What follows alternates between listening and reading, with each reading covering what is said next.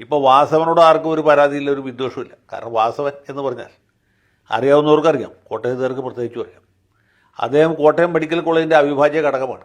പുള്ളി മന്ത്രി അല്ലാത്തപ്പോഴും MLA അല്ലാത്തപ്പോഴും പാർട്ടിയുടെ കോട്ടയം ജില്ലാ സെക്രട്ടറി മാത്രമായിരിക്കുമ്പോഴൊക്കെ ആശുപത്രിയെ ചുറ്റിപ്പറ്റി നടക്കുന്ന ആളാണ് വാസവൻ.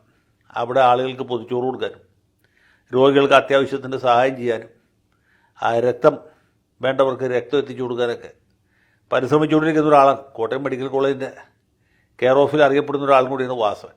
കോട്ടയത്തുകാർ വാസവൻ എന്ന് തേച്ച് പറയില്ല, വാസവൻ ചേട്ടൻ എന്ന് പറയും. പ്രത്യേകിച്ച് മെഡിക്കൽ കോളേജ് ഭാഗത്തുള്ളവർ.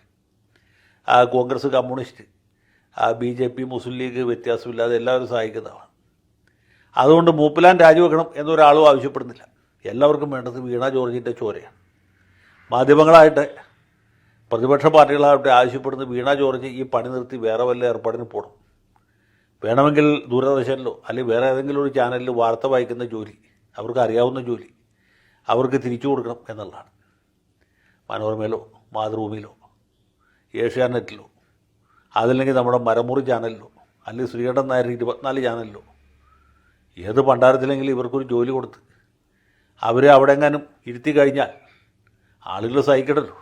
കൂടുതൽ വാർത്തകളും വിശേഷങ്ങളും നിങ്ങളിലേക്ക് എത്താൻ ABC മലയാളം സബ്സ്ക്രൈബ് ചെയ്യുക, ബെൽബട്ടനും അമർത്തുക.